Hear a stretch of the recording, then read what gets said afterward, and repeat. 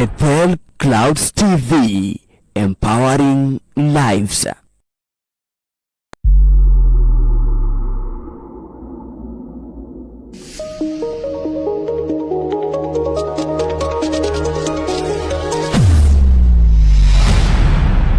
Bethel Clouds TV, empowering lives.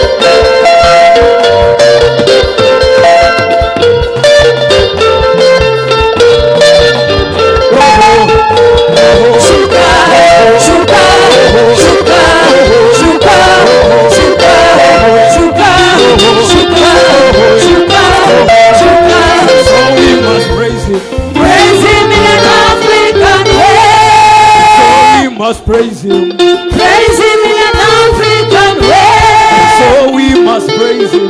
Praise him in an African way. Shangwana vigele gele gele.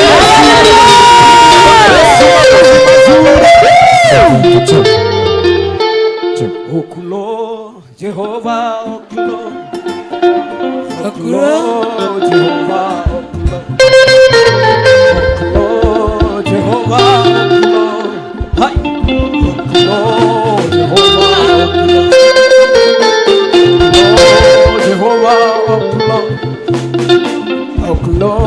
Jehovah, Jehovah,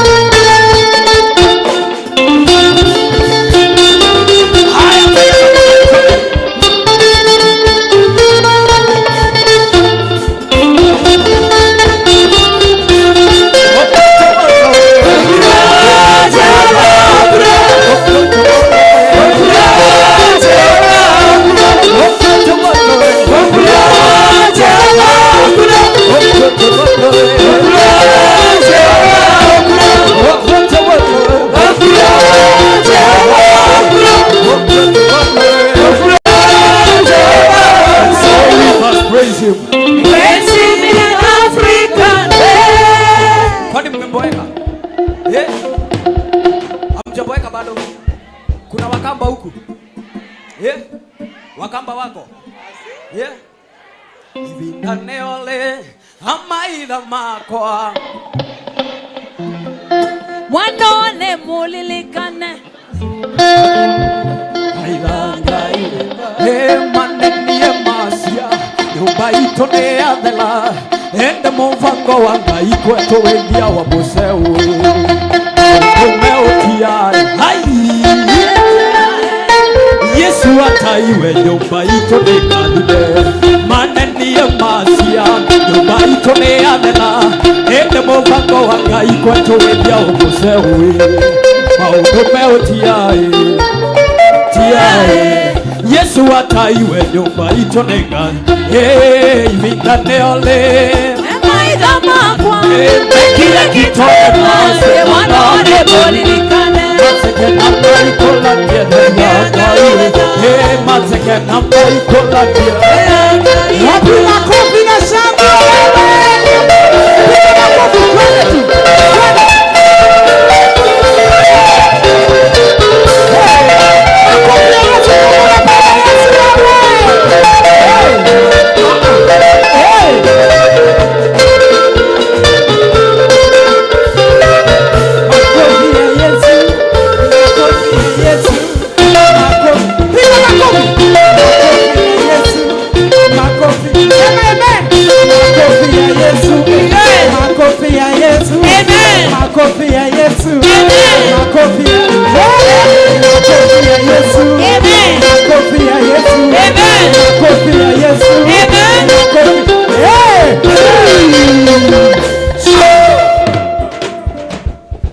Unapenda Yesu?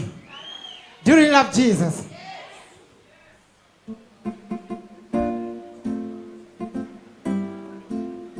Sawa, thank you. Aya, Mwane yako wapi? Tu band kali. Pigeni band makofi, pigeni band makofi.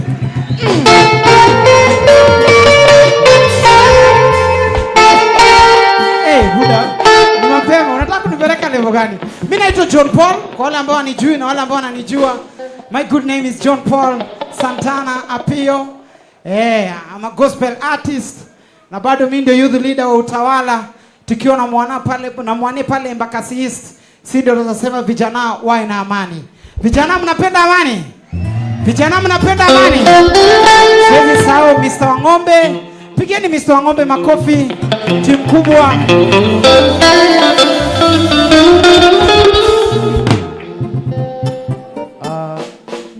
Hebu tuketi wote.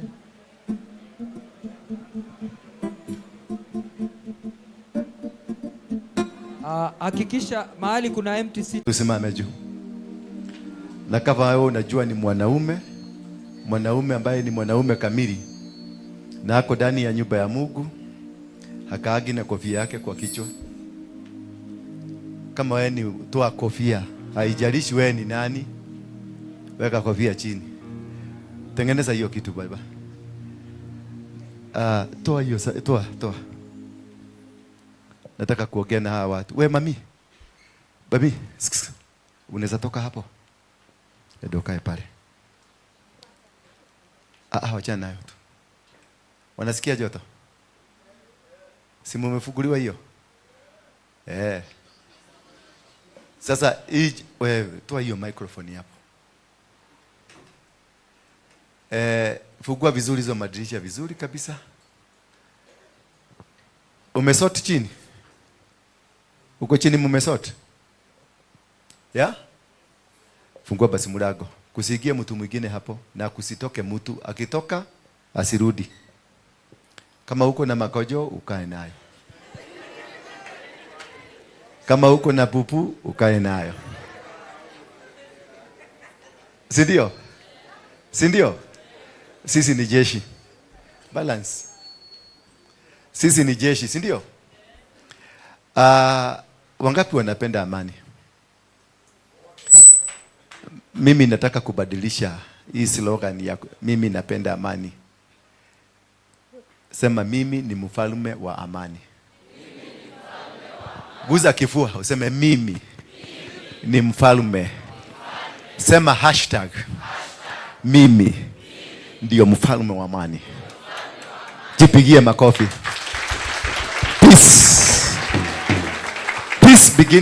Peace begins with you. Na nimeangalia kwa Juma, mmeona TikTok? Inaitwa TikTok. Na Instagram. Na YouTube. Ni YouTube. Wanasema ni YouTube. Mumeona zile Land Rover zimeenda Karau? Yeah? Hebu nikuulize. Mnaongea, umewahi kuongea na Mungu? Umewahi Mungu?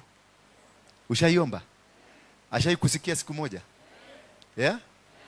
Sasa leo nataka tufute mapasta wote kazi, ukue pasta saa hii. Nisikilize kwanza, wacha makofi. Tufute mapasta wote kazi, mabishofu, maaposto kama mimi, wote wafutwe kazi saa hii. Nataka uchukue jukumu moja. 10 good minutes. Tuombee Karau. Na najua Mungu atakusikia. Tuombee amani ya nini? Tunaweza? Watu wajaa Rastafari? Watu wajaa? Utaomba jaa. Ambia jaa. Waislamu? Allahu Akbar. Takbir. Tutaomba hivyo. Watu wa Mungike? Si hawa? Makeawa wako hapa? Wapo wapi Makeawa? Hiyo iliisha. Bwana Yesu asifiwe sana. Fungua kinywa chako saa hii. Uambie Mungu na kuomba uibariki Karau. Usiweke 2 tamu na usiweke 1 tamu. Waambie Mungu, mtu wa Karau ni Mkenya, atakayepiga kura ni Mkenya, mahali popote atapiga kura ni Mkenya, na tupate amani. Kusimwagike damu Karau. Maana nyinyi ndio Mungu ameinua sasa. Can I tell you a secret? Mapasta wote wamefutwa kazi. Nyinyi sasa ndio mapasta. Inua mikono yako juu. Weka keyboard mzuri, isiyo na sauti mingi. Ifungua tu kinywa chako. Omba Mungu wewe. Acha kuniangalia. Ambia Mungu. Fungua kinywa chako, ambia Mungu, bless the people of Karau.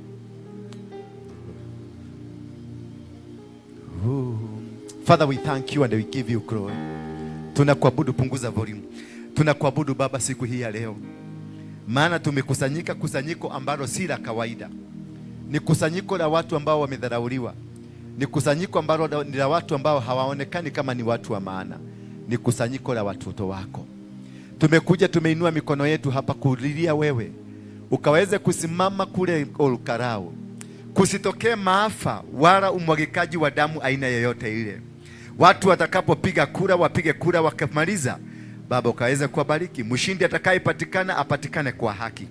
Kusiwe na wizi wa kura, ukandamizaji ama jambo lolote lile ambalo linaweza kuzuia watu wakapige kura. Kusipatikane mtu ambaye atazuiliwa ama atapigwa ama kudharauliwa ama kudhulumiwa.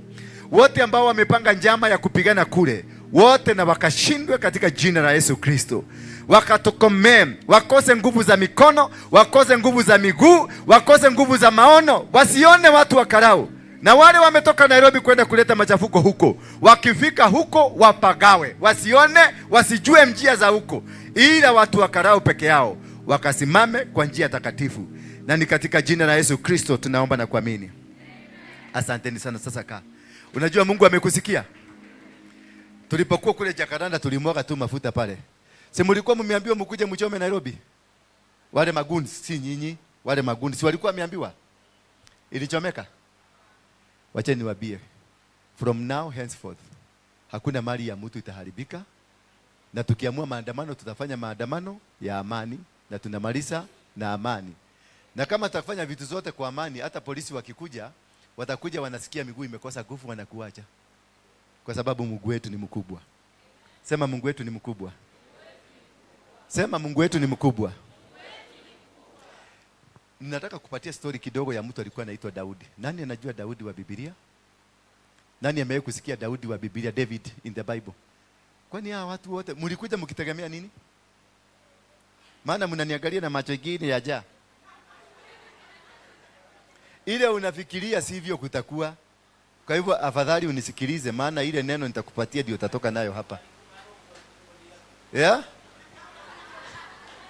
Nani? Alifanya nini? Alikomano. Alikomano Daudi. Goliath. Mimi naitwa Apostle Waruinge. Wangapi wanajua Waruinge? Wangapi wanajua Waruinge? Waruinge ndiye alikuwa chief gun. Guni yule mkubwa kabisa Kenya hii. Mwenye nguvu mingi sana. Nilituaga Moi, nikatuaga Uhuru, nikatuaga Kibaki. Hata Ruto sasa nataka kunyorosa. Alo. Hata Raila nilituaga. Pale Kibera. Mpaka nikampeleka polisi. Bwana Yesu asifiwe sana. So I was the best goon. Same as the best goon that Kenya has ever produced. Same as the best goon that Kenya has ever produced. It is that man you are seeing there. Onyosa tu sema it is that man. Ambie mwenzako, unaona yule jamaa? Unaona yule jamaa? Ndiye alikuwa the best goon. Wale watu wako hapa Makeawa, inueni mikono Makeawa juu, Makeawa. Wale watu wa kuvuta tubako kama watu wa kubavu, inua mkono juu. Mimi ndio nilianzisha hiyo kitu, inaitwa Mogeke. Bwana Yesu asifiwe sana. Tukiwa na mtu anaitwa Maina Jega. Lakini nikaangalia nikaona hainisaidii. Maana sasa ukivuruta tubako, ukiwa kijana kama wewe unavuruta,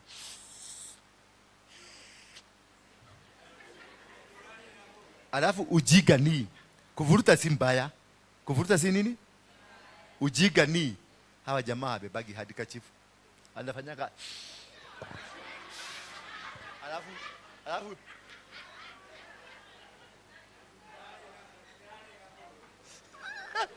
alafu anamwaga tu machozi, anasema ati analilia inchi. Unalilia inchi gani? Ni inchi gani unalilia? Bwana asifiwe sana.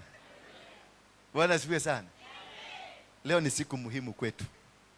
Kwa sababu nashindwa nikuambie nini, kwa sababu nina furaha sana kuona young people in this hall. Watu ambao wamebarikiwa. Watu ambao wameinuliwa. Watu ambao Mungu anawapenda. Maana kule umeitwa guni, umeitwa mkora. Kitu ikipotea kidogo inasemekana ni wewe. Kitu ikifanyika kidogo ni wewe. Hakuna kitu kizuri kinaweza toka kwako. Nataka leo ukitoka kwa nyumba hii, ujue you are the best person ever on earth. Ujue wewe ni mtu ambaye amebarikiwa, wewe ni mtu ambaye si wa kawaida, ni mtu ambaye atainuliwa. Nilikuwaga kama wewe, kuna wakati nilikuwa shokora. Na wakati nilikuwa shokora, mimi nilikuwa nafikiria I might die any single minute. Nilikuwa nafikiria mimi ni mtu wa kutumiwa, ni mtu wa kufanyika, mtu wa kurusha mawe, ni mtu ambaye ni hopeless, ni mtu ambaye ni useless. But when God came to my life, nikakuja kuona I am not useless. Abia mwenzako you are not useless. Ni watu wanakuonanga kama wewe ni useless. Mwambie tu, muangalie, wacha kuniangalia. Angalia huyo mwenzako, mwambie you are not useless. You are very important. You are wonderful. Wonderfully made. Bwana Yesu asifiwe sana. Kila mtu ako na umuhimu wake. Kila mtu ako na baraka zake. Maana Mungu anatupenda. Siku hiyo wakati mmoja nikiwa ndani ya Jera Committee Prison, Block D. Rumu ya block, nimesema mnyamaze. Hapa ni kunyamaza. Umesikia baba? Umesikia? Ni kutulia. Hapa tukuage na maneno mingi, sisi ni watu tumebarikiwa. Kwa hivyo tutulie tu, ni dakika 30 minutes ni kuachilie uende, si ndio? Uende kule mtaani, mimi nakuja mtaani, tutembee na nyinyi mtaani. Na tutatembea huku mzuri, tukae vizuri. Naona kama huyu jamaa alikuwaga mlevi akikuja, sasa naona machozi mpaka imeondoka. Si unaona machozi imeondoka? Hii sasa tutafuta hii kabisa mpaka iondoke, na hii buduki utoe. Na machozi itoke. Si umeona ameanza kukua mzuri. Si alikuanga mchafu akikuja? Simama tu hapa. Look at this man. Si amechange? Si ameanza transformation? It is the beginning of transformation. Kila mtu atabadilika. Mwambie mwenzako kila mtu atabadilika. Hatutaishi hivyo milele. God has a reason, has a chance, and God has a plan for you. Mungu anasema I have got good plan. Not a plan to destroy you. A good plan to make you better. Mimi sikuwahi kufikiria nitaweza kusimama kama hapa nikuhubirie, maana kwa wakati huo nikiwa chokora. Remember nikiwa Kamiti, nilikuwa nakwambia story nikiwa Kamiti Burokodi. Bwana Yesu asifiwe sana. Inaitagwa ya Kodem. Wangapi wameenda huko Kamiti, watu wa Kamiti? Watu ni Wakristo wote wameokoka. Ni mimi tu nimeenda Kamiti. Haya, wao wameenda Kamiti. Unajua Burokodi? Unajua Kodem? Thank you. Ulikuwa umeenda kwa sababu gani? Ulikuwa umeenda kwa sababu gani? Robert, kwa hivyo wewe ni mwizi. Bwana Yesu asifiwe sana. Nikiwa pale sikuwa na hope ya kutoka nje. Maana hata mimi nilikuwa nimepelekwa pale na robbery with violence. Na tulikuwa tumeambiwa hakuna kutoka na hakuna nini, tulikuwa tumeongojea kuchijwa tukufe. Lakini there is one thing that happens in your life. Tukakuwa tukienda pale kanisa, kuna kanisa iko ndani tulijenga. Tukakuwa tukienda pale tunaomba. One day Mungu akasema unaenda kuachiliwa. Na aliyesema naenda kuachiliwa ni mtu alikuwa ameshikwa na rape. I want to tell you, God can use anybody for your life. Yule aliyenitabiria nitaenda kuondoka alikuwa ameshikwa na rape ya shosho. Alikuwa amerape shosho. Si rape ya mtoto, rape ya nini? Ya shosho. Yeye ndiye alikuja akaniambia Mungu amenisuku. Alikuwa Mkisii. Kila Mungu anisukumusia. Najua Wakisii wanaongeaga na soprano. Mungu ameniambia kesho unaenda kuachiliwa, ukienda kotini utaachiliwa. Nikamwambia yeye kwenda, wewe ni rapist, ondoka hapa. Maana tulikuwa tunamchukia. Tulimuuliza, si ungeshika mwanamke age yako, unaenda kushika shosho, ulisikia nini? Bwana Yesu asifiwe sana. Akaniambia haki utaachiliwa. Wewe achana na maneno yangu, wewe utaachiliwa. Nilipofika kotini nikakuta Amos wako ameweka kitu inaitwa no prosecute. Na nikatoka. Kumbe nikajua mtu yoyote ambaye yako dunia hii ni muhimu kwa wakati wake. Huyo mtu ambaye unaona ni kama hafai ni muhimu kwa wakati wake. Hakuna mtu hawezi kuwa msaada katika maisha yako. Hakuna mtu hawezi kuwa baraka katika maisha yako. Wacha kumuona huyo mtu ukamdharau. Wacha kuona mtu kwa sababu ni mchafu, ni mtu ambaye anakaa venye amekaa, ni mtu ni kama hajielewi. Hapana, anajielewa. Amekaa hivyo kwa sababu Mungu anangojea wakati yake ndiye abarikiwe. Mwambie mwenzako unaenda kubarikiwa leo. Mwambie mwenzako yale maisha watu wamekuwa kikuona ati ni kama haufai, utakuwa umefaa. You are a blessed person. Mwambie mwenzako you are a blessed person. Ama mjui Kisugu? Watu wajui Kisugu. Sema you are a blessed person. Mjui Kisugu. Sema you are a blessed person. Abia huyu amuke. Hiyo tabia upeleke kule nje. Wewe unasema you are a blessed person na unalala tu hivi. Unalala ni kama hujielewi. Na wewe ni mtu amebarikiwa. Angalia mpaka huko na meno ya chuma. Na sisi yote tunataka meno ya chuma na wewe hauna. Sisi hatuna. Wewe ndio umebarikiwa kupata meno ya chuma. Bwana Yesu asifiwe sana. So sababu ambayo nimesema tukuje hapa siku ya leo ni umekuja hapa kwa sababu ya kitu moja. Tuongeleshane. Tuulisane. Maana wewe ni Mjaluo. Wewe ni Mkikuyu. Wewe ni Mkaba. Ni sufuria gapi zimeongezeka kwako kwa sababu wewe ni Mkikuyu? Ni pesa gapi imeongezeka kwako kwa sababu wewe ni Mjaluo? Ni nini ya maana uko nayo kwa sababu wewe ni Mkamba? Kwa hivyo sisi wote we are the same. Kuna kitu nimewaitia. Kitu inaitwa amani. Mimi ndio nilikuwa mtiaji na mkorogaji. Ule mtu ambaye anaweza kukoroga kuharibu Kenya mzima. Nilichoma Kenya mzima. Nilipigana vita za kikabila zote. Hakuna kitu sikuhusika. Bwana Yesu asifiwe sana. Mimi ndio nilichukua matatu zote za barabara, hizi ruti zote mimi ndio nilianzisha. Kulikuwa na jeshi ilikuwa inaitwa Kamu jeshi hapo Bereni. Tuliwang'oa. Halo. Mimi ndio nilikuwa tunatembea na mtu alikuwa anaitwa Wanogo. Nyinyi wa mko mmezaliwa? Alikuwa anaitwa Wanogo na Washosho. Na Rasta. Mimi ndio nilikuwa nawaekeaga bunduki. Lakini licha ya hiyo yote na pesa yote, benki, hakuna benki hapa sijavuja. Hizi begi unaona, hakuna begi janipatia kachakula kadogo. Lakini licha ya hiyo yote sikupata amani. Unanielewa? Licha ya hiyo yote sikupata nini? Nilikuwa na pesa kwa akaunti moja, siku moja akaunti yangu moja ilikuwa na 250 million. Lakini sikuwa nalala kwangu. Nilikuwa nalala kwa wanawake. Nakuja nalala kwa huyu leo na ananificha, naenda kwa huyu leo ananificha, naenda kwa huyu ananificha. Hapo ndio nilifanya tabia baya zaidi, nikazaa watoto wengi zaidi. Maana kila mama alikuwa ananing'ang'ania juu nilikuwa na do. Sasa hizi niko na watoto 30. Ni baraka. Ni baraka. Hata wewe umesema nipatie moja. Huyu mama anasema hata mimi naweza taka moja. Kuja iko mbego.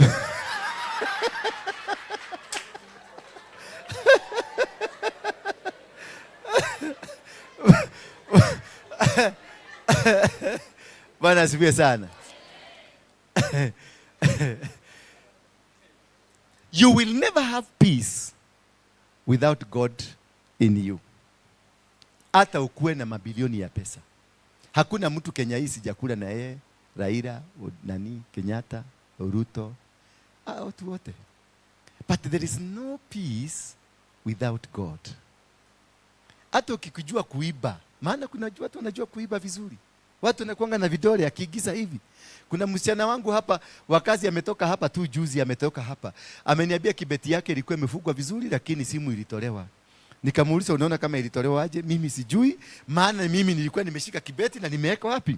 Na simu ilitolewa. Na mimi kiangalia sura hiyo mwenye alichukua ni kama ninamuona hapa. Sasa hiyo ni kipawa. Unajua, unaona mtu anaingia anatoa simu na hauelewi venye imetolewa. Sio ni kipawa? Sio ni kipawa? Bwana Yesu asifiwe sana. Bwana Yesu asifiwe sana. Najua ninawaona mko hapa leo. Wale ambao mmechukua tusimu, hata mimi nilikuwa msanyaji wa tusimu. Mimi nilikuwa napiga watu geta. Hapa OTC nimepiga watu geta. Bwana Yesu asifiwe sana. Hapa OTC naona hicho namba 8 hapa. Nimechota mavi na mkono. Na kuambia wekelea. Sasa ukiona mavi si utatoa pesa yote? Yes, hiyo yote nimefanya. Lakini sikupata amani. Are you listening to me? Hiyo yote nilifanya lakini sikupata nini? Sikupata amani. Na amani haiwezi patikana if there is no God in your life. I want us to change our lives. Tumutegemee Mungu. Wakati niliona hiyo mambo yote, nikiwa Kamite nikingojea kwenda kunyogwa. Maana nilipelekwa mpaka kwa hiyo mashini. Nikavalishwa kagunia kaburaki. Nikavalishwa kaba hapa. Wakafinya ile mashini, badala mashini initeremsha na chini. Hiyo mashini ikapanda na juu. Na ikipanda na juu, kifugo imeondoka. Unaachiliwa. Nikiwa pale Enterprise Road A tulikuwa tumeenda kuiba kwa muhindi fulani hapo. Tuliiba macheni za gold. Wahindi ni wachawi. Sema wahindi ni wachawi. Tulipochukua tukapanga makotoni tukitoa tukipanga kado. Tulianza kusuguka hiyo nyumba tunaenda. Unaweka beba kotoni unaweka hapa. Tena unaenda unaichukua tena unairudisha hapa. Tulikutiliwa asubuhi. Tukibeba tunarudisha.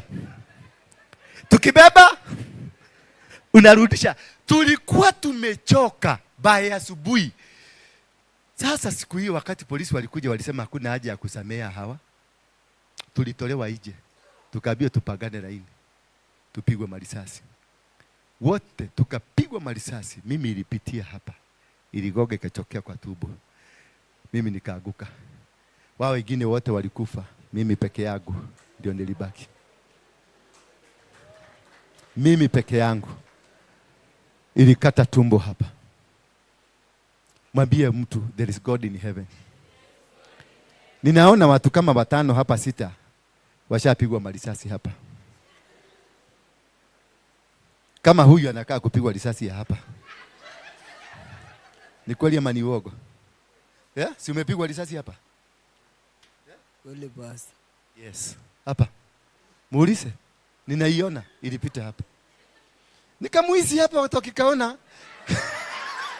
Lakini Mungu amempenda. Maana that is why you did not die. Ndio kwa maana huku kufa na uliwekwa hai ndio siku moja useme nilipigwa risasi. Mimi leo nasemanga nilifanya nini? Nilipigwa risasi. Na Mungu akanisaidia, akaniokoa. Watu wangapi hapa wamepigwa mai kupigwa risasi? Inua tu mkono yako. Ama imepigwa kwa sababu yako. Inua mkono. Tunakujua, inua tu mkono. What? Tuko wengi. Wangapi wako hapa na wako na bunduki? Kapisto. Hiyo huwezi kusema. Wewe unakaa kuwa nayo. Wacha kuangalia kado. Wewe unakaa kuwa nayo. Kuwa na bunduki si makosa. Halo, kuwa na bunduki si makosa. Makosa unaifanyia nini? Ni ya nini uko nayo? Unabebea nani? Ule unayembebea ako na bunduki? Ushajiuliza hiyo swali? Kwa nini uchukue bunduki utishie ule mtu mwingine? Kwa nini uue mtu mwingine? Eti kwa sababu uko njaa. Kwani Mungu alikupatia mikono ya kufanya nini? Ya? Mungu alikupatia mikono ya kufanya nini? Si ni kufanya kazi? Why can't we work? Mbona tusifanye kazi? Mbona tusiachane na mambo ya kupataka vitu za kupewa bure? Mbona hiyo handout tunaendanga kupatiwa, mbona usiwachane nayo? Ukwe, maana uko na akili. I can see the brains. Muko na akili nyingi sana. You are geniuses. Hapa sijaona mtu mjiga hapa. Naona hapa ni magenius. Ni watatu tu wanakaa hapa wanauliza huyu anatuambia nini? Si atupatie ile kitu anatupatia tuende.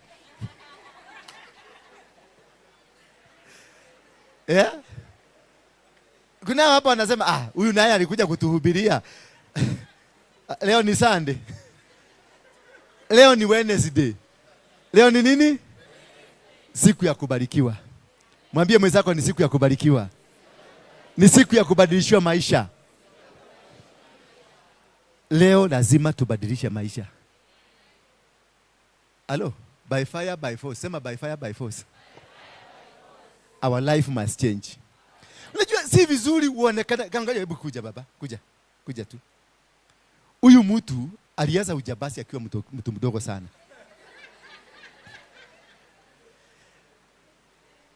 Na alianza ujabasi akiwa mtu mdogo sana. Kijana kadogo sana. Alianza ujabasi ukiwa mzee ama kijana mdogo sana. Na si ulikuwa unafanya ujabasi ndio utajirike? Na sina imani. Ulianza ujabasi ukiwa mdogo. Ndio utajirike. Unaona hii kiherehere yako ndio ilikuwa inakusumbua. Ulifanya ujabasi ndio utajirike. Nitajirike haraka haraka. Na saa hizi bado wewe ni maskini. Hebu waambia hawa watu waache ujabasi. Wacheni ujabasi. Mtu akue waambia angalia mpaka sina meno. Mtu afanye na mkono afanye kazi ya mkono yake. Ubarikiwe na Mungu. Amani inatafutwa kwa Mungu. Ukienda kuiba usilikuwa na meno? Ilienda wapi? Nikupigwa. Sasa una meno, una pesa, bado unaendelea kufanya hivi. Ndio nimekuja kutafuta amani. Uliambiwa ukirushiwa risasi itatoka nini? Dushi ni nini? Dushi ni nini? Dutura. Yaani uliambiwa ukirushiwa risasi itakuja ikiwa dushi. Itakuja ikiwa dutura. Sasa ukakaa hivi. Ukajipatia mwili. Ulipigwa risasi wapi? Hapa tu. Ati aliambiwa ati akirushiwa risasi itatokea ikiwa njiwa. Itakuwa njiwa, itabadilika ikuwe njiwa. Mbona haikubadilika? Ilichoma. Ilikuchoma? Ilinichoma. Ukasikia poa? Nikapelekea watu wetu shida. Pole sana.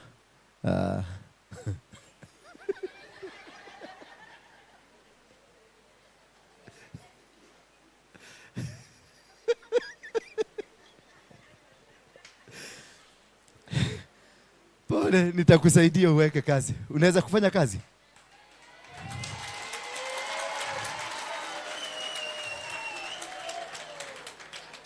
Utawacha pombe? Ya kupiga gogoni. Ya kupiga gogoni na ya kupiga mkeka itakuwa sawa. Utakuwa sawa? Nitakuwa sawa mimi. Onesimus yako wapi? Ones?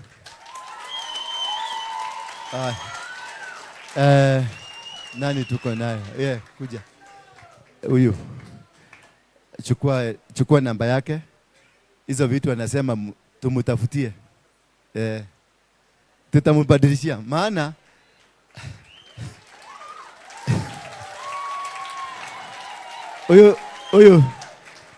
huyu mzee alikuwaga wa Mogeke. Si ndio? Na watu wa Mogeke ndio walikuwa wamedanganywa ukirushiwa risasi itakuwa dutura. Sasa nimekumbuka ni mimi ndio nilikuwa nimetengeneza hiyo uogo. Pole baba. Meno imeenda, risasi kwa mwili na hukuona dutura. Na bado uko na shida. Mungu akuhurumie sana. Hiyo shida imeisha kutoka leo. Lakini lazima. Unaita nani? Huyu tutamwamini kweli? Hapana. Huyu hapana. Kuja tu. Niko joke. Ni jirani. Jirani. Mzee. Jirani. Anko. Ni anko. Ati ni jirani. Muthurire ndona thina hau. Adale jojo. Au ni atherera. Umesikia? So there is this one thing I want from you. Tusaidiane. Maana mimi pia nilisaidiwa. Ndio nikatoka Mungiki. Mambo ya Mungiki tulikuwa tunafanya ni ya kiushetani. Kwa wale bado wako kwa Mungiki, tulikuwa tunafanya mambo ya kiushetani, ya wizi, ya kupora watu, ya kuvuja mali za watu, ya kufanya mambo za ofio. Wale wako Gaza kama huyu ni Gaza, kuja tena hapa. Wewe ni rafiki yangu. Lazima usimame, ukue mtu mzuri. Unajua huyu mtu anaweza kuwa MCA. Anaweza kuwa MCA. Nataka ujiheshimu. Au amesema ujiheshimu. Na kutoka leo ninataka kutembea na wewe and I will make you somebody. I will make you somebody. Huyu ako kwa Gaza. Ukiona mtu yote amepaka hizi vitu ni Gaza. Hata hii mingi naona hapa ni Gaza. Ni watoto wa Mugeke. Ni vifaranga ya nani? Ya Mugeke. Ni nini wewe una rekodi? Inakusaidia na nini? Yeah? Ama kuna mtu unataka asikilize huko? Hawa tutishaki sana. So, the most important thing is how we can be able to change our lives. Si ndio? Ndio tuweze kuona huyu Mungu ambaye nakwambia anafanya namna gani. Si tunaweza kuchange our lives. So we can become better people. We can stop being hooligans. Tunaweza kuacha kuitwa goons. Tunaweza kuacha kuitwa Mugike. Tuache kuitwa Gaza. Tuache kuitwa wakora. Tuitwe watu wa Mungu. Si ndio? Unanielewa lakini? Hiyo ndio maana ile nilikuita hapa. Si kukuitia kitu kingine. Kujua kwamba kuna Mungu mbinguni anaye na uwezo na mamlaka ya kubadilisha maisha yako. Unapopora kitu ya mtu, ujue hiyo ni kazi ya shetani unafanya. Unapopiga mtu, ujue hiyo ni kazi ya shetani unafanya. Si mmesoti hapo nje? Wako hapo? Si Gvaso, waambie waende. Waende tu, walichelewa. Hapa tunakaaga hapa ni military camp. We live with discipline. Ukichelewa masaa, usikuje. Tulisema ni saa 4, kama si saa 4, usikuje, si ndio? Ndio to raise watu. I want to support you. I want to work with you. I want to do peace events with you.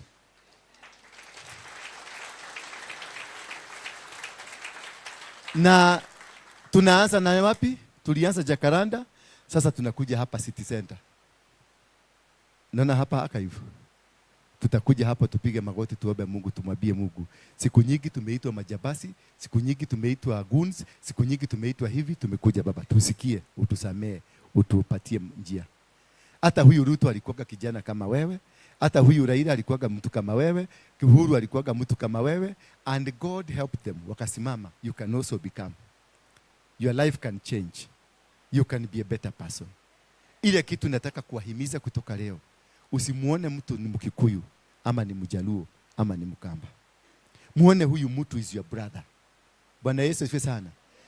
Naendanga kwa matanga, mtu mmoja akikufa, unakuta watu wote wanakuja kusidikisa mwili.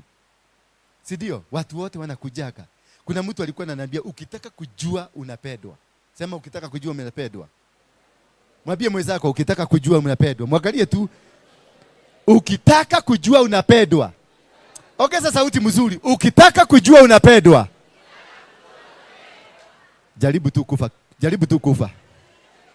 Just jaribu tu kufa tu kidogo. Uone venye watu watakuja wakilia, wakioboreza na watatoa pesa kwa sababu yako. Letewa maua ukiwa hai. Bwana Yesu asifiwe sana. Kama ni kupendwa, upendwe ukiwa hai. Wacha hiyo kupendwa kama umekufa. Sisi wote ni wananchi wa Kenya hii. Hakuna Mkikuyu, hakuna Mjaluo, hakuna Mkamba, hakuna Mluya. Sisi wote we are one family. Kura isikuje kukubadilisha ama kukufanya uone ati mimi ni 2 term na wewe ni 1 term. Nikurushie gumi kwa sababu wewe ni 1 term, mimi ni 2 term. 2 term inaishaga election ikiisha. 1 term inaishaga election ikifanya nini? Ikiisha. Let it be a normal. Ukisikia huyu ni wa 1 term, usichukulie ni kitu ya muhimu ati wewe ni wa Ruto. So what? Ati wewe ni wa Gachagua. So what? Ati wewe ni Sifuna. So what? What does it help you? Ni sufuria gapi inaongezeka kwako? Ni pesa gapi na sasa wewe tuseme wewe ni Gachagua. Ni sufuria gapi imeongezeka kwako? Wewe ni Ruto. Ni nini imeongezeka kwako? Sharini wa Ruto ndiye anakaa mzuri. Niki wa Ruto ndiye anakaa mzuri. Wewe unahangaika tu hapa, Niki akinunua gari anakuita pale uende ukashangilie gari yake. Does he pay you kwenda kushangilia gari yake? Alafu anakuletea gari anasema ati ni nyoka. Ati nani nyoka. Alafu unakufa. Watu gari inaanguka inakufa. Uliwahi kusikia Niki ameenda mazishi ya mtu alikufa na nyoka? Hawezi. Atatoa shilingi 10,000 ya kununua saduku maana amemalizia huyo. Lakini wewe utaenda kuhustle na your brothers kule chini. Utaenda kuhustle na your sisters kule chini. Wewe unangangana na kufulia watu nguo, unangangana na kufanya kuendesha pikipiki, unangangana na kuendesha baiskeli, unangangana na kukaa maisha yako. Nothing apart from that. We need to change. Mwambie mwenzako we must change. Sisi ndio investors. Sema mwambie sisi ndio investors. Sisi ndio matajiri. Sisi ndio tuko na power. Because wewe ndio uko na energy mzuri. Hapa nataka tujifundishe, tutakuwa tufanya lessons. Tujifundishe mambo ya kufanya so inaitwa nini? Si stock exchange. Ile ya kufanya biashara ya pesa inaitwa? Money what? Money markets. Tufanye money markets. Tufanye kazi kama hii unaona interior designs. Hello? Hii interior design tunafanyaga na watu tulikuwa nao committee. Ako wapi Peter? Peter kwa wapi? Ako nje. Hao ndio tunafanya, tulikuwa committee tukakuja tukabiana, hatuwezi kukaa hivyo. Tutatengeneza nini? Kazi. Sasa ndio tunafanyanga interior hii. Na tumefanya nyumba mingi Runda Musima ni sisi tumefanya. Bwana Yesu asifiwe sana. Tulikuwa committee, sasa hawa watu wanafanya, wanatengeneza pesa mzuri. You have the hands. Mikono uko na mikono mizuri ya kufanya kazi. Si ndio? Hii mikono ina uwezo, akili. Kama mtu kama haka kako na akili mingi sana. Alafu ni akili fresh. Kama si banki, ni akili fresh. Akitoa tu bagi kidogo hivi toke. Akili yako nao ni mingi sana. Akili ina uwezo. Akili inajua kubadilisha kila kitu. Bwana Yesu asifiwe sana. Babai, tukitoa hii bagi iko hapo ndani yako, tutoe tu kidogo. Tunaona uko na akili mingi. Unachorea kitu na unaipata. Unachorea yule mzee, mnaenda mnamfinya na unaona pesa inapatikana. Na ukitumia hiyo akili kupanga mipango mizuri, what will happen? utumie hiyo akili, tutoe hiyo kakitu kako ndani yako kabaya ambako ni shetani alisema kawekwe hapo. Kabagi si kabaya, si kabaya sana, lakini si kegi sana, si kazuri. Utukitoa tuseme kutoka leo I'm not going to smoke, kutoka leo I'm not going to kukunywa changa ama kukunywa hii pombe baya. Unasikika mtu ananuka. Unajua wakikunywa hii pombe baya unasikika mtu ananuka, ni kama mocha liko ndani yake, si ndio? Si ananukaka ni kama ni mocha liko ndani yake. Unajua ni kwa sababu hiyo ni chemical ile ya kusafisha chuma. Ni chemical inaitwa methanol. Ni chemical ile inaoshanga chuma, inatoa kutu ya chuma. Sasa ikikunywa hapa inaendaga ikitoa kutu. Na kutoa kutu ni nyama inaenda ikikata. Sasa hiyo nyama inaendaga inakaa kwa tubo, mahali hiyo kitu imeenda kuseto. Sasa ikikaa hapo inaanza kuosa. Ndio unasikiaga wewe na mochari ni kitu gani? Maana already you are walking mochari. Mnanielewa? Because you are what? Na hii chemical imetengenezwa purposely uletewe ndio ukufe. Ndio naona vijana wengi hapa. Unaona hawa wengi walevi. Wale walevi. Na kutoka leo usirudi kukuja hapa ukiwa mlevi. Nataka watu soba sasa, si ndio? Tumkubaliane hivyo, tuachane, tuende tukiwacha. Enda bar, nunua chupa ya Tusker. Hiyo siwezi kukatasa wewe. Hata mimi nakamatanga kamoja. Mimi nakunywanga ka Guinness kamoja ama tuwili. Tuakutengeneza tubo. Kwa sababu niko na pesa. Kwa sababu niko na nini? Siwezi ingia bar kununua chupa ya 500 kama sina hiyo 500, si ndio? So for you to upgrade ndio uondoke hii ya shilingi 50. Kunywa pombe, jiandikie nitakuwa nikikunywa pombe ya pesa ngapi? Chupa moja 500. Sasa ukiguza mfuko usikie hauna 500, utaenda bar kweli? Utaweza, utakuwa umejiwekea discipline. Lakini haka kapepito unakuta huyu ako na kachupa na kwambia, unamwambia hebu nikoga kidogo, unakoga kidogo. Huyu mwingine anakoga kidogo. Na ni chemical inaanza kata wewe, inakatakata. By the time ifike kwa tubu, unasikia kama huyu msee nimemsikia wapi? Huyu rafiki yangu ameenda wapi yule? Ukisikia ile harufu inatoka kutoka ndani yake, hiyo harufu peke yake akifanya hivi itawakisha stima. Ni harufu inachoma. Hata nimesikia masikio yangu karibu ichomeke. Kwa sababu kuna chemical iko ndani yake. Na hiyo chemical lazima tutoe. Hii mwili yako ni mzuri, ni hekalo ya Mungu. Umeelewa? Mwili ni hekalo ya Mungu. Don't waste it. You need it tomorrow. You need to be something strong tomorrow. Bwana Yesu asifiwe sana. Ndio uweze kuwa na akili na mipango mizuri ambayo inaendelea mbele. Tunafaa kuwa matajiri saa hizi, unafaa kuwa unaendesha kagari kako. Si kutembea kila siku unatembea chini kama kuku. Hapana. Wakati wa kuchange uendeshe kagari kako, kapikipiki kako, si baisikeli. Msiendeshe baisikeli. Nyinyi si maskini wa kuendesha baisikeli. Baisikeli ununua ikale kadini. Kale ka sport. Mkienda kukula nyama mnasema tuende Gong. Mnaenda baisikeli. Kukula nini? Kukula nyama. Sasa hiyo unaonanga ile nyama mzuri unakulaga ni motura. Na hujui ni motura ya nini? Na uko na energy. Uko na nguvu. Uko na akili, angalia macho. Unaona hii macho venye naangalia ni akili mingi iko ndani yake. Mwambie mwenzako we can change for the better. Nataka tufundishe wanasiasa raundi hii. Mimi sitaki kiti. Halo? Wale wanafikiria kuna kiti nataka, mimi sitaki kiti. I'm stronger, I'm bigger than the kiti. Halo? I'm bigger than what? Nataka amani. Amani is better than anything else. Ukiwa na amani kwako you sawa. Nikiona wewe haukai nyumbani kwa sababu ya kukosa kazi. Because I want to make sure to build kitu naitwa mfalme wa amani. Ndio mchaina akikuja kusema najenga barabara, wale vijana wote wako mtaa hiyo wapate kazi hapa. Tujenge mfalme wa amani. Wale watu wote wako na technology. Unajua Konza City is a techno city. Watu hawa wote naona wako na technology. Watu waanze kufundishwa technology. Niko na kabuni ya kushona maguo kama hii, ni mimi ndio tumeshona. Halo, hii si China. Ni hapa tu. Na mwenye alishona hii yangu alikuwa anavuta bagi na cocaine. Mdomo sasa ilikuwa imekaa hivi. Saizi yako sawa, anashona nguo mpaka ma minister na ma MP wanavaa. You can be able to do that. Bwana asifiwe sana. You can be able to do that. Don't usikae chini ati ngojee mwanasiasa akuja kutafutie pesa uende ukarushe mawe. Kama sasa nasikia Urukarau watu wametoka Nairobi wameenda Urukarau. Don't do that. You are precious. Wewe ni mtu wa maana. Uliumbwa kwa mfano wa Mungu. Sema mfano wa Mungu. Wewe na Mungu you are the same. Yeah? Wewe. Mwambie akate. Huyu mama naye anasema kata. Kata niko site. Are you seeing, my brothers? Are you seeing? Don't hate yourself because people hate you. Don't hate yourself kwa sababu unaonekananga wewe ni mwizi. Ati watu walikubrand wewe ni mwizi. You are not. You are not. You are an image of God. Mnanielewa? Hata shosho ulikuja na youth na vijana. Nani waliwachwa nyumbani sasa? Ambia huyu amuke ama atoke. Amusha huyu amwambie atoke kidogo. Mami. Tembea pale kidogo alafu ukuje. Nini? Eda kaa pale. Mupatie kiti hapo nyuma aache kuchomeka.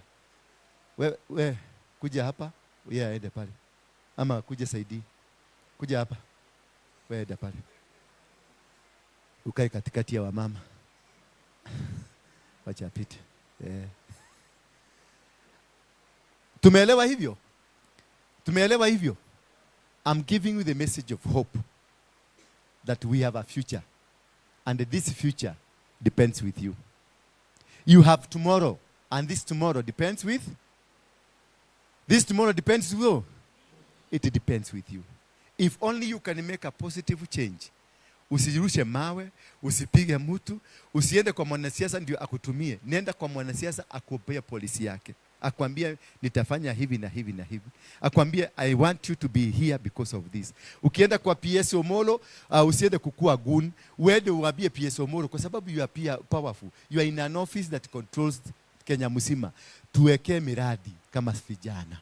Tuwekee miradi. Babu winu akikuja tuweke. By the way, babu ameniambia niwasalimie. Babu alikuja nilimwambia hapa kaokoka. So, na si babu peke yake, I'm not advocating for babu. I'm advocating for peace. That if these people can come together, sisi zote tukuje pamoja, tukue kitu kimoja. And this is what I want you to become. Tukue kitu kimoja. And I will lead you kuwasaidia kufanikisha maisha yenu. Mukikubali. Mukifanya nini? Mukikubali. Lakini kama hutaki unaweza fanya nini? Unaweza kaa. Sibeberesagi tena. Wangapi watakubali tufanye kazi pamoja? Wangapi watakubali tufanye kazi pamoja vizuri? Wapigieni makofi. Ama mujipigie makofi. Kwa hivyo ile kitu ninataka kufanya hivi. Mumekuja na viongozi tofauti tofauti. Kuna wale watu wamekuja na mwane. Mpigieni mwane makofi.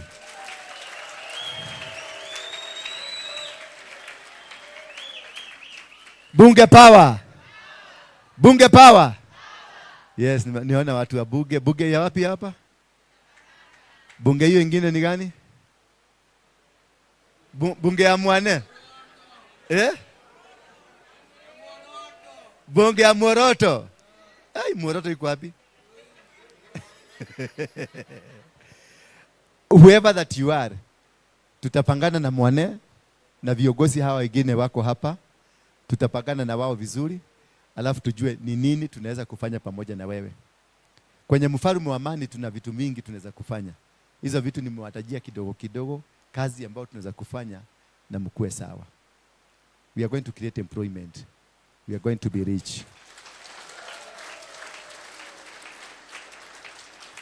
But at the same time, tumutafute huyu Mungu. Wangapi wako tayari tumutafute Mungu? Asante. Na wangapi wangetaka kutoka sasa kuanza kutafuta Mungu kutoka sasa? Unasema mimi sijaokoka lakini naweza taka kuokoka leo. Nibadilishe maisha yangu. Simama tu sijali. Simama tu. Kama unangeaka uko hapa ungetaka kuona Yesu katika maisha yako, akubadilishie maisha kama venye amenibadilishia maisha. Simama. Mami umeinua mkono wako, simama. Simameni tu. Usijali. Just change your life. Let us change our life. Let us change our life. Let us become these better people. Let us become these special people. Hallelujah. Endelea tu kusimama. Endelea tu, wacha kuogopa. Usibabaishwe na mtu ati kwa sababu huyo mtu unaona atakuangalia namna gani. This is a time to change our life. This is a time to make things work. This is a time to make our life become better. Wapigieni makofi wanaposimama. Endelea kusimama tu, endelea kusimama tu. Wewe ambao umeona Yesu anastahili kuwa katika maisha yako. Nastahili kubadilisha maisha yangu. Mimi nilikuwa mtu mbaya, nilikuwa jambazi, nilikuwa jangili. Nilikuwa mtu ambaye hafai kuonekana kwenye society. Nimeenda jela mara 52. Nimepigwa risasi 12. Nimewekwa sumu mara 12. Baba, wachaneni na hizo vitu.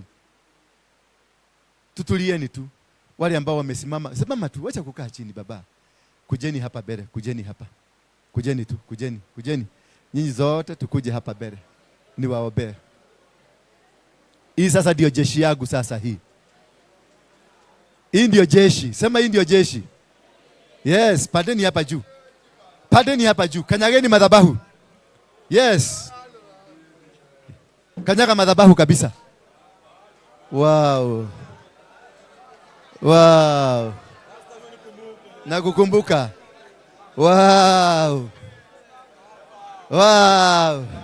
Shoshoka hapo kidogo nitakuita. Kaa chini nitakuita. Hawa watakukanyaga. Hawa akiokoka wote watakukanyaga. Bado natarajia kuna wengine kama 5 hapa. Kuna mtu maisha tulieni. Hebu tulieni kidogo tu. Nyinyi sasa ni watu wa Mungu. Simuona mmekanyaga madhabahu ya Mungu. Sasa nyinyi ni moto already. Lakini kuna watu hapa umekata tamaa na maisha mpaka unaona afadhali kukufa. Kama uko hapa simama. Mpaka umepania, kuna wakati umefikiria wacha nikufe, nikunywe dawa nikufe. Simama tu. Kuna watu kama 3. There are 3. Kuna mwingine mmoja? Yes, kujeni hapa. Kuna wanaume kama 2. Ni wanaume 2 ambao umekataliwa kwenu. Umekataliwa kwenu kabisa, hawataki kukuona. Mwingine? Umekataliwa kwenu kabisa, they don't want to see you. Baka you don't have the meaning of living. Kuja tu. Kuna mtu ako hapa, uko na kitu umeweka na hiyo kitu si kitu mzuri. Na umeshindwa venye unaweza kuiondoa katika maisha yako. Simama tu. Unajua ni nini? Sitaki kusema ni nini, unajua. Uko nayo. Na umeshindwa how you can be able to remove it from your life.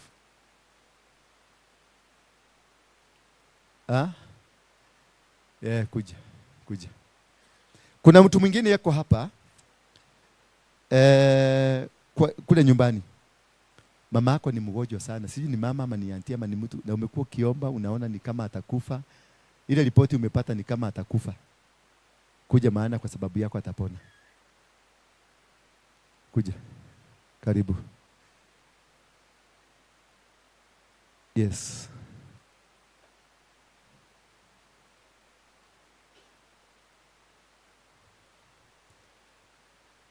Oh yes. Uko hapa na kuna kitu ulifanya last week. Mahali mlikuwa watu kama 3 4 hivi. Na hiyo kitu imekufuata sana. Umesikia dhamiri yako imekataa kabisa. Yani unaona tu ni kama ulifanya vibaya. Simama tu. Last week, it was last week. Hiyo kitu imekusubua kwa moyo wako sana. Kuja tu. Wacha kuogopa watu. Mlifanya mkiwa mob justice. Mlikuwa wengi. Lakini it is haunting you. Mpaka unaona kama kuna watu wanakufuata nyuma. Simama tu. Ni young people. Wacha kuogopa. Ni wewe? Ni huyu? Mbona unakaa wewe? Mbona unakaa wewe? Last week ulikuwa wapi na watu kama 6? Si wewe? Okay, mlikuwa na huyo mwingine. Asante. Wachana na hao wengine. Inueni mikono yenu juu tuseme, tuombe Mungu. Sema Bwana Yesu, mwana wa Mungu, siku hii ya leo nimeinua mikono yangu. Naomba usaidizi wako. Nisaidie niondoke kwenye uovu, niondoke kwenye mambo ya kishetani. Nataka nikutumikie. Niliingia kwenye maagano ya kishetani. Kutoka leo ninakataa. Sitakuwa tena muhusika kwenye maagano ya kishetani. Naomba kufanya kazi kwa mapenzi yako. Yesu, mwana wa Mungu, nisaidie. Semeni amina. Kaini tu hapo niwaombe. Baba, katika jina la Yesu Kristo, muumba wa mbingu na muumba wa dunia, watoto hawa wamekuja kwa hiari yao, maana wanahitaji msaada wako, wanahitaji mapenzi yako, wanahitaji kuongozwa na wewe. Mimi nilikuwa kama wao, nilikuwa mwizi, nilikuwa chokora, nilikuwa jambazi sugu, lakini wakati ulikuja ukanibariki, ulinibadilishia maisha, na sasa ndio huyu mimi. Naliinua jina lako. Wacha hapa na kukakuwe na wahubiri, mainjinia, watu wakubwa katika tabaka mbalimbali, watu wa heshima, wakabadilishiwe maisha yao, wasafiri waende ng'ambo kwa kazi mbalimbali, wafanikiwe katika kila jambo watakalolifanya. Misingi ya kwao ya kifamilia na isiwafuate. Damu ya kwao ya kifamilia na isiwafuate. Maovu na mauti aina yote yale yasiwafuate. Maana kutoka leo milango yote ya giza na ya kuzimu imezimwa. In Jesus mighty name. Somebody say amen. Amen. So I want to deal with you. Nataka kudeal na nyinyi in a very special way. Kwa hivyo mtakaa kando na wengine. Sidio? Sidio? Simameni tu hapo. Wale walio kule mbele mrudi pande ya mbele hivi kabisa. Mrudi huko, wakuje hapo. Pandeni kwa viti za mbele. Endeni kwa viti za mbele. Ondokeni hapa. Wewe toka. Ruka. Wacha kiti, tafuta kiti mbele kule mbele. Sasa na nyinyi mkuje hapa hivi. Kujeni. Wacha wakuje wasimame tu. Marugami hada dhudha. Marugami haudha.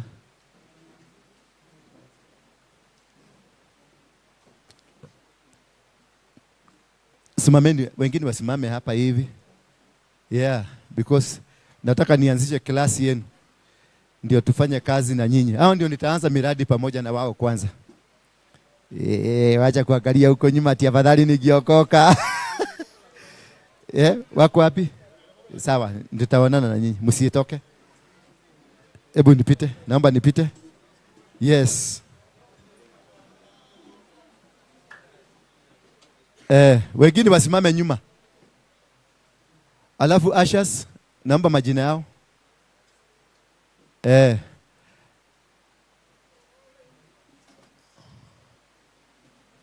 Na mkoegi, ruka nyuma, ruka tu nyuma, msimame kwa kuta hivyo, kwa kuta. Mfinyane tu hapo, kaeni hapo.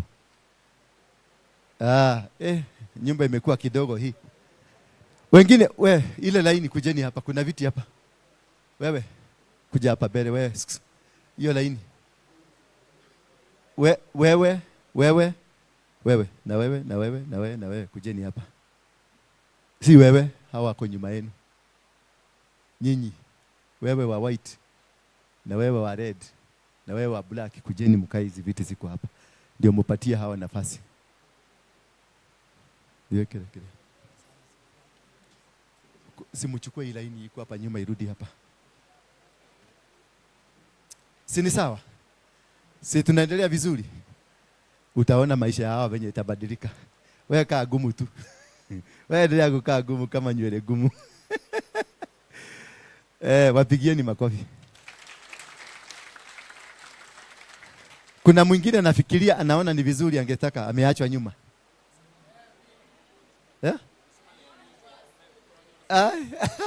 Umebadilika. Wagonjwa. Okay, tutawaambia.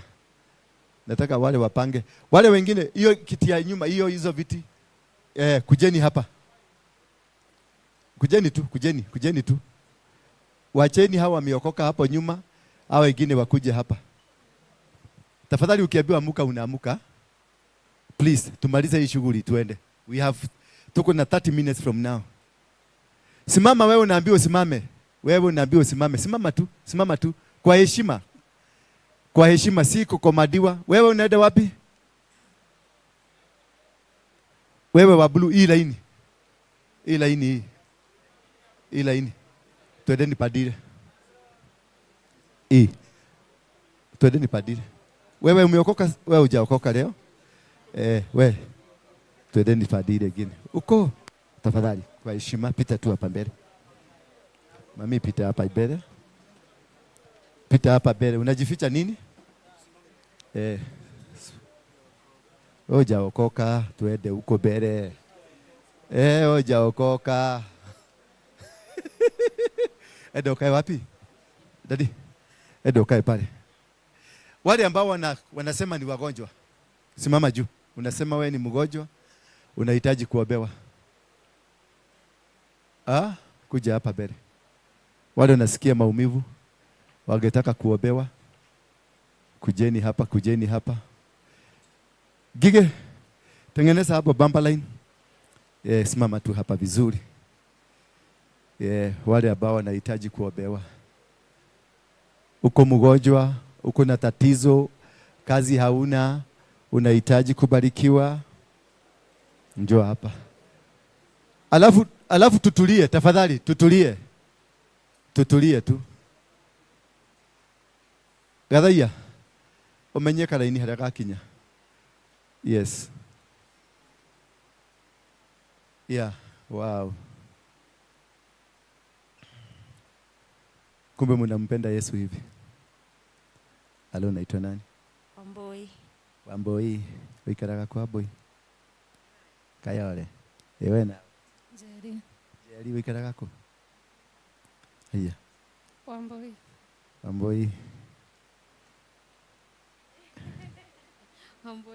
Ai. Duta. Mary Mwende. Velma. Wamboi. Lynette. Brenda. Angela. Edin. Ni waboi ndio nyingi sana. Na wewe? Adhiambo. Wachane. Ungewachi. Haya. Naongojea shughuli hapo ikamilike. Munati. Niaje? Weka uzito. Haya. Kuja hapa mbele, kuja hiyo mbele. Tengeneza hapo. Mmaliza, nataka utulivu. Are you okay now? Naomba kuwe na utulivu kabisa. Are you okay now?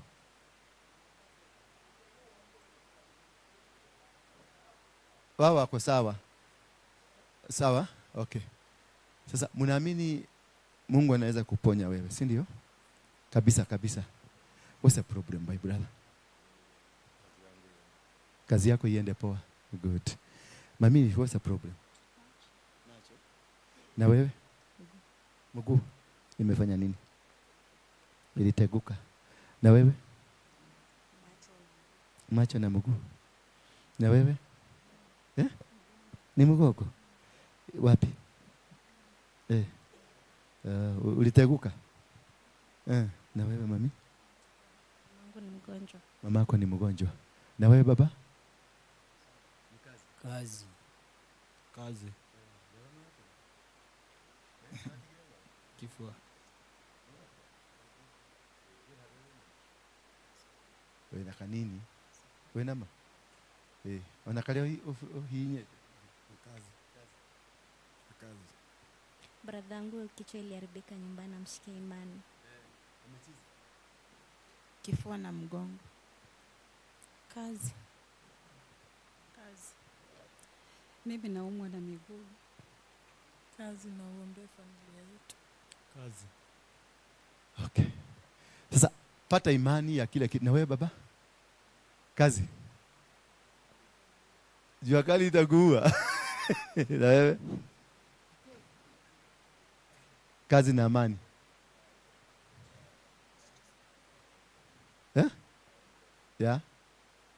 Ya nini? Mzumari. Ya ukweli. Kazi. Haya, inua tu mikono yako juu tuweze kushukuru.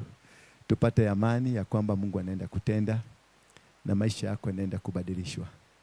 Maana kutoka leo hivi tunavyoenda kuomba, ambao unatafuta kazi utapata kazi, ambaye macho yako hayako sawa utaona vizuri, miguu yako itatembea, mgongo, maumivu yote yataondoka.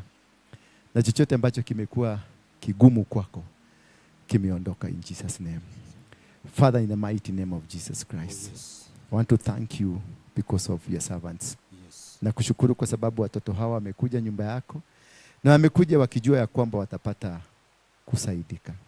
Siku hii ya Jumatano ulikuwa umeitenga kwa sababu yao na kubadilisha maisha yao, na maisha yao ibadilike. Kutoka sasa natangaza kupona kwa macho yako. In Jesus mighty name.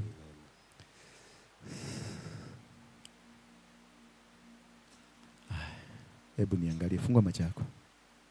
Fungua macho yako. Fungua macho. Acha kuogopa. Fungua kabisa. Haya, njoo hapa. Panda tu hapa hivi. Simama hapa.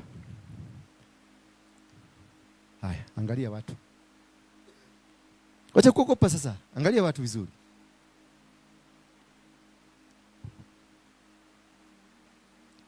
Jesus mighty name. Aha. Unaonaje sasa? Yaani yaamini. Unaonaje? Sasa naweza nikaona watu. Unaweza ukaona watu? Kabisa. Watu. Huyu amevaa kala gani? Huyu unamwona? Anavaa kala gani? Red. Red. Haya. Huyu anavaa kala gani?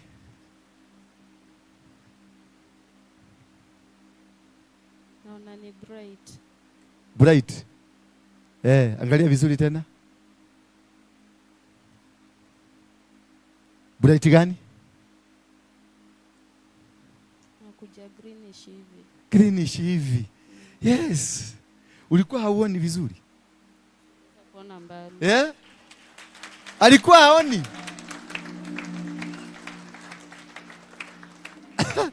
Mpaka uguza tena macho. Haina mchanga?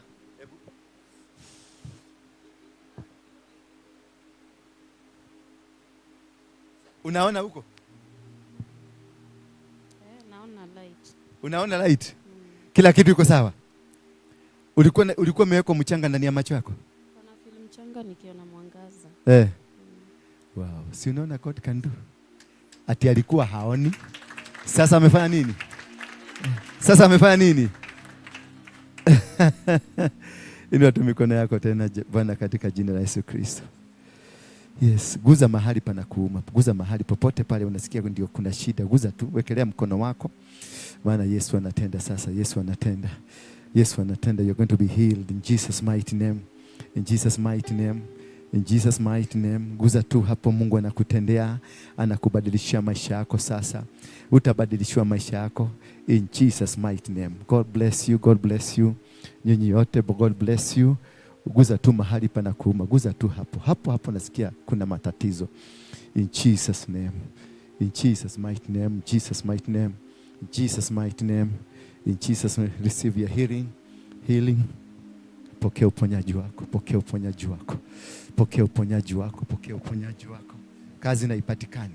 Kazi na ipatikane. Acha nipite. Kazi na ipatikane. Kazi na ipatikane. Kazi na ipatikane. Kazi na ipatikane.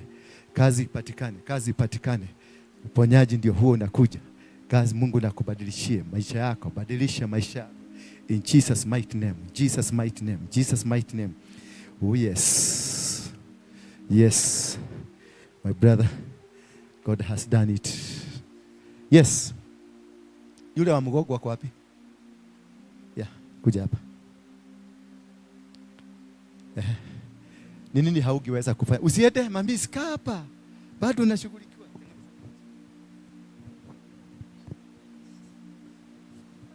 Najua kuna watu tumebarikiwa sana. Yes. Yeah. Nisingeweza kufanya. Ni nini haungeweza kufanya? Kuinama sana. Hebu inama. Inama kabisa. Hivi, tuende hivi. Inama. Inama. Inamuka. Tena. Aha. Tena. Aha. Sasa nikuulize swali. Imepona? Uko sawa. Uko sawa? Lakini hizi vitu umeweka hapa. Yeah? Ilikuwa tu za urembo. Hii si ya urembo. Hii ni ya lesbian.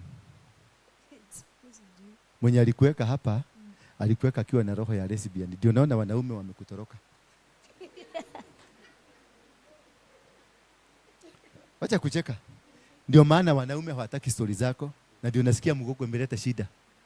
Bana service imekosekana.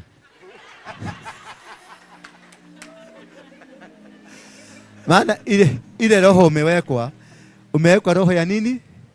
Ya lesbian. Hizi ni vitu za gay na lesbian. Simuona hizi colors? Simunazijua?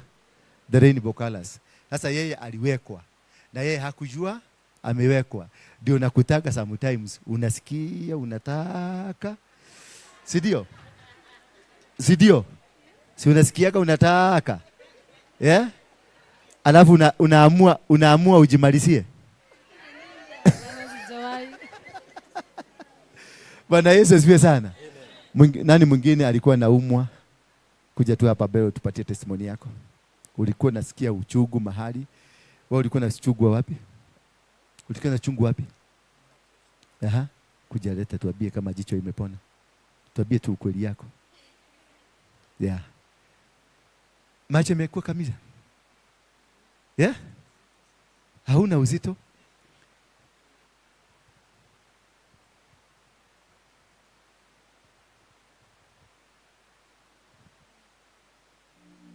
Yes. Nani mwingine? Alikuwa na tatizo. Alikuwa naumwa. Kuja tu tuambie shuhuda yako. Mnaogopa? Shosho? Ehe.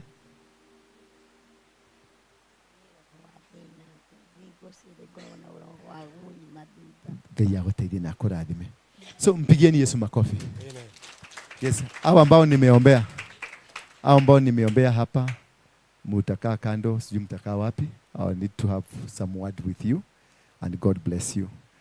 Kwa hiyo watakuwa natafuta kazi imepatikana, wakupona kama huyu amepona. Alikuwa amekaa pale mpaka nikashindwa ni kwa nini analala, kumbe alikuwa anafanya hivi. Alikuwa haoni kitu. Sasa atajipeleka nyumbani kama amepona, si ndio? Nendeni mketi chini, mtabaki nyuma baadaye. I want to talk to you. Sawa? Thank you. God bless you. God bless you. So pia wacha tuombee hawa wengine wote, si ndio? Tuombee wale ambao wanakuanga waizi wasiende kuiba tena, si ndio? Wale wanakuanga na mambo mabaya wasiende kufanya nini? Mambo mabaya. Ama sio? Nyinyi tukimaliza nyinyi mtabaki nyuma kabisa, si ndio? Wale wa huko mtabaki nyuma kabisa. Na kwa sababu hiyo nataka kuwashukuru kwa kukua pamoja na sisi. Inua tu mkono wako wa kulia juu, sema Bwana Yesu, nisaidie. Niweze kujielewa na nikae kwa mapenzi yako. Na kutoka leo nitakuwa na kufuata. Sema amina. Siku ya Jumatano tutakuwa bado na mkutano hapa. Let us make Wednesday ni yetu. Na mwisho wa kuingia pale ni 5:00 kamili. Tumesikia? Kwa sababu tunajaribu kuzuia. Ni watu wengi wanataka kukuja. Wengi sana. Wengi. Nilikuwa nimeambia Mwane nataka watu 15. Mwane ameenda kuniokotea watu kijiji mzima. Kwa sababu ameniambia mimi nimeshindwa, ninachagua nani, nitawacha nani. Sasa tunaweza kumchukia. Na mwanao wacha kunifanyiaga madharau. Nikikwambia ni watu 10 ni watu 10. Ama watakupiga. Utakosa kwa kwenda. Mpigieni makofi. He's a very good man. Tutakaa hivyo, tutaenda pamoja na wale wengine. Lakini mwanani, nataka tuongee na wewe na wale wengine wote. Akina Dao, akina wengine, we need to have a reconciliation. Si ndio? Tukue pamoja na wale. Kuna mtu mwingine alipigwa gumi hapa last time. Sikufurahia. Ni nani alipigwa gumi? Simama mwenye alipigwa gumi. Sikufurahia. Whoever did that. Ako hapa mwenye alimpiga gumi, ako hapa. Ni nani? Kuja wewe. Wewe kuja. Ameokoka? Kuja. Mwenye alipiga huyu gumi kuja. Ameokoka najua. Kuja, mnajua umeokoka kuja. Siko ubaya, just come. Kuja, anaitwa nani? Joshua. Ako wapi Joshua? Wapi? Kuja, ni wewe. Ulimvika kwa nini gumi? Na unaona hana nyama? Salimianeni. Kujeni hapa. Nataka msalimiane. Because nataka nyinyi wawili. Nyinyi. Nataka kutengeneza kikosi yangu, wewe na wewe mtakuwa bodyguard yangu. Sawa? Maana venye ulirusha gumi, unaweza kupiga maadui. Si ndio? Hebu tuambie ni nini mlikuwa mnaulizana? Tulia. Ni nini mlikuwa mnaulizana? Eka hivi ndio nataka kila mtu asikie.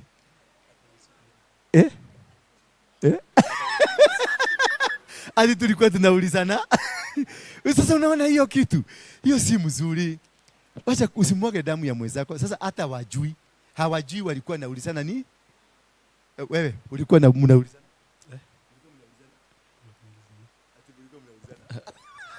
Hawajui. Don't fight. My brothers and my sisters, don't fight. Hebu shikaneni hivi, muabiene. Sisi ni watoto wa nyumba moja. Shika huyu na wewe mshike. Yes, thank you. You ndio wanaume. Now you are men. Okay? Don't fight. Mkuwe friends. Let's wake up, let's stand up, tufanye kazi moja, tusaidiane, tuende far. Si ndio? Yes. Like that. Tusikue na uchu. Don't fight your brother. Don't. Hata kukiwa watu wanaletanaga juu. Itaneni muulizane, tunaulizana nini? Tunapigania nini? Tunachukiania nini? We are all brothers, we are together. Kama ni kiti unataka, wewe unataka kiti, na huyu anataka kiti, na huyu anataka kiti. Kiti ni moja. Ni mtu mmoja atashinda. Si watu wawili, ni mmoja atafanya nini? Kwa hivyo tengeneza urafiki, yule atashinda atakupatia kazi. Si ndio? Na dunia itaendelea. Na wewe usipigane kwa sababu ya huyu, ati huyu ndiye anataka kiti, sasa unataka kupiga huyu kwa sababu ya huyu. Hapana. We are brothers. Usipigane kwa sababu ya Ruto, usipigane kwa sababu ya Gachagua, usipigane kwa sababu ya Sifuna. Don't fight your brother. Don't fight what? Usipigane kwa sababu yeye ni Mjaluo, usipigane kwa sababu yeye ni Mkikuyu. Pigana kwa sababu unajua unajenga nchi yako. Na jinsi ya kupigana katika nchi yako ni kuinua uchumi wa nchi yako. Ni kupendana, ni kusaidiana. Ukipata kijana mwenzako anateseka, msaidie.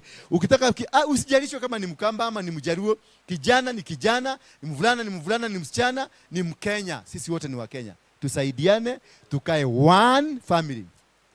Let's get together and yes, we will feel all right when we get together. Asante baba. Kwa hivyo nataka kumaliza mkutano huu ndio muweze kwenda nyumbani, si ndio? Kuna mtu ako na swali? Kuna mtu ako na swali? Yeah? Any question? Kama hakuna swali, tuko na uhuru, mtanunuliwa kasoda, kila mtu aende akikunywa soda, si ndio? Niliona mko kila mtu anakujaga na dudhi zimejaa pale. Mumelipia zote nini? Sasa na ukiwacha pale sitakuja kuchukuliwa.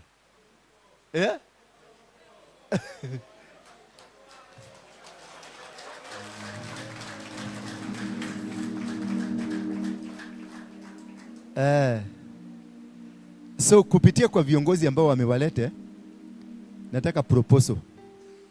Kupitia kwa viongozi ambao wamewalete, mshikane vikundi, mtuandikie ka proposal. What you can be able to do. Sawa? What? Lakini usijilete peke yako, ukuje na hiyo, yani ukupitie kwa yule kiongozi mwenye mmekuja naye hapa. Ndio tuone what we can be able to tutapanga tujipange. Wale watu wanaweza taka kuwa na car wash, wanataka kuwa ka kioski, wanataka kufanya hii. We can do something. We can do something. I want ile program ile niko now, I want to empower 1 million youth. 1 million. Watu milioni moja. Lakini ujue condition yangu, ukikuja katika njia yangu lazima uokoke. Na lazima tuache pombe. Leo naona walevi hawako wengi, ni mmoja amejificha. Next Wednesday kusikuje mtu ambaye amekuza hata kidogo. Ukae siku 5 bila kukunywa, ukuje hapa. Twende tukiondoka mpaka tukue watu wazuri. Ndio tukue, kila mtu akikuja akituangalia nasema wow. Sema wow. So watu wangu watawapanga na mkubali kupangika. Ni mkienda nyumbani muende salama na Mungu awabariki. Na mkuje hapa Wednesday bila kubebwa na mtu. Si ndio? Ujileta bila kubebwa na nani? Na by saa 5 ukuwa umekaa chini. Si ndio? Mimi nilikuwa nimesema saa 5, mkakuja saa 6. Haya. Saa 3. Watu wa saa 3 inua mkono juu. Thank you. Wow, mninyi ni wengi. Asanteni sana. Si Mungu awabariki. Kwa hivyo wale watawapanga, mkubali kupangika. Mwende tukienda. Twende tukifanya nini? Last time walileta shida, wakasema mlikaa huko nje sana mpaka walikuwa wametuma. Unajua sasa nyinyi tumedharauliwa. Umeona? Tunaishi nchi ya kudharauliwa. Tunaonekana sisi tukionekana mahali wanafikiria tutaiba. Tukionekana tu mahali wanafikiria tunafanya nini?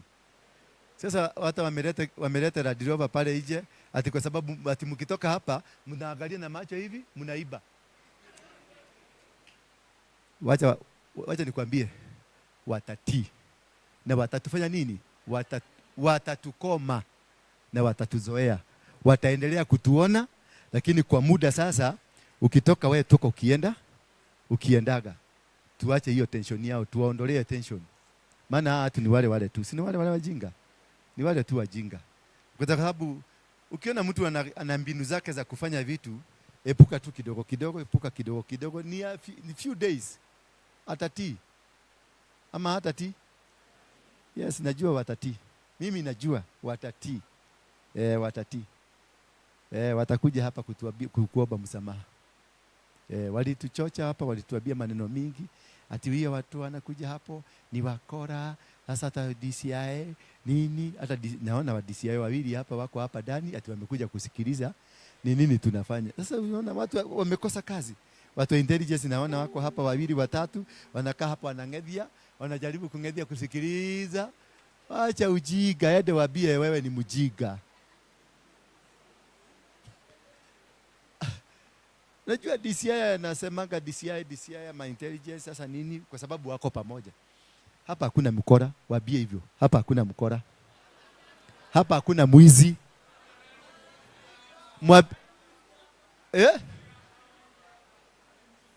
Hapa hakuna nini? Na kama kuna mwizi amebadilika leo. Si ndio? Of course kulikuja waizi. Lakini wamebadilika nini? Wamebadilika. Sasa hakuna nini? Wale wakuokoka ndio tu, hawajabadilika. Wale wameokoka ndio wako fanya nini? Wako sawa. Kwa hivyo ukionwa pale nje, wewe ukifanya ni usisimame hapo. Hiyo tension tuondoe. Mnisaidie pia kupunguza tension, si ndio?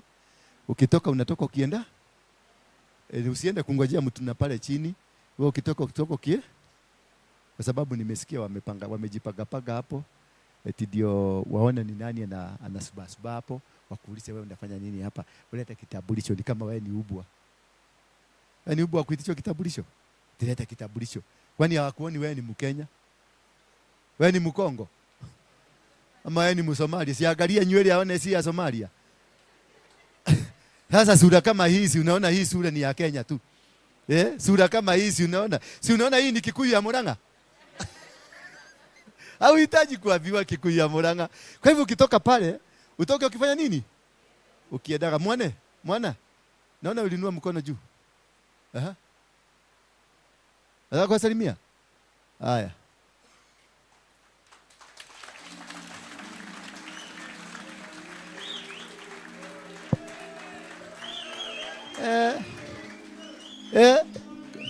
Kwani ni nani huyu? Habari zenyu? Tumefurahi sana pastor. Nimesimama hapa nikurudishia shukrani sana. Juu hakuna pastor mwingine anafanya kitu kama hii. Ndarudia tu tena. Wewe ndio unaleta vijana pamoja, wa mama na wasichana. Na tumekuja hapa agenda ikiwa ni amani. Yes. Hata wako hapo nje, wajue tumekuja hapa juu ya amani na tumekuja na amani. Amani aje? Na mimi nikiongezea pastor, nilikwambia kitu moja. Unaona watu wote walikuwa mtaani. Na singetoka na watu 10 ama 15, wana tumetoka. Unaona? Ama ni aje? Kweli. So mimi nimesema aje niletea watu. Kuna msemo anasemanga hivi, if you want to go far, walk together. Yes. If you want to go faster, walk alone. Walk alone. Na tumeamua kutembea na wewe sasa hadi 90. Ama ni aje? Sawa kabisa. Ama ni aje? Si ndio? So mimi tunaweza sema pastor, hapa kuna masingle mothers, kuna vijana hawana empowerment. Na nimeonelea kitu tunaongelea sana ni story na empowerment. Yes. So empower vijana, empower mama, at least tutakuwa fiti. Na tutatembea na wewe hadi mwisho. Ama ni aje? Sawa. So utawapanga muandike tu proposal. Tuone kamati yangu ikikaa chini tuone. Because ani vijana wamejipanga na kwa hizo groups. So tutapangana kwa hizo groups tunaweza kuwasaidia. Sawa. Asante. Mimi hapo mbele nasema kiti ya MCA. Unaona? Haya. Unasema kiti ya MCA? Yes. Unajua wameishi kutuambia si ni viongozi wa kesho, si ni viongozi wa leo. Leo yetu ni leo, ama ni aje? Kesho yetu ni leo? Ni leo, ama ni aje? Asanteni sana. Yes. Thank you. Simumpigie makofi mazuri. Makofi mazuri.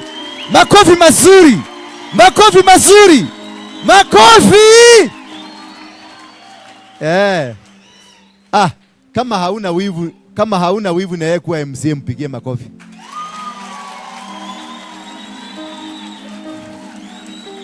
Ngoja. Kama uko na wivu na yeye, pigie makofi.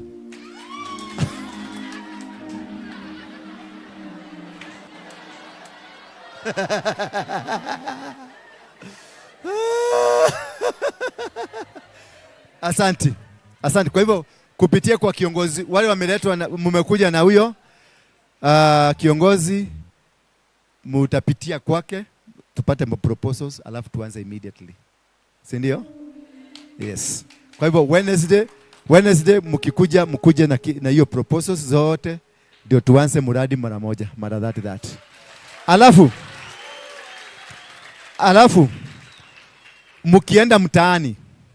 Mkienda wapi? Tarehe 2. Sema tarehe 2. Mwezi wa 8. Pale archive. Mnajua archives? Hapo ndio tutakuja, kila mtu atapiga magoti hapo. Tuambie saja tusaidie. Kenya yetu tunataka amani. Kwa hivyo nimewatuma kazi kutoka saa hii kwenda mbele. Tuko na national prayer ya kuombea amani ya taifa pale archives. Mmenielewa? Hatutaongozwa na mapasta, tutaongozwa na hawa watu wanaitwa maguns. Ndio watu wajue si goons, wajue ni watumishi wa Mungu. Yes, hakuna guni hapa. Hebu muangalie mwenzako, muangalie wewe ni guni. Muulize wewe ni guni. Tusikie mwana angalia, tusikie mwanasiasa. Niangalie. Tusikie mwanasiasa. Hata Murkomen, hata nani aite kijana mmoja Kenya guni, atatuambia yeye guni ni nani? Tutamachi mpaka kwa ofisi yake hapo, atuambie what is a color of a goon. Ama amezaa moja. Kama amezaa moja, atuonyeshe hii ndio goon. Lakini kama hakuna mguni amezaa, awachane na sisi. We are not goons. We are responsible citizens, na tutaenda kudumisha amani, na tutakaa kama wa citizen of this country in a peaceful way. Sema in a peaceful way. Thank you. Endeleeni.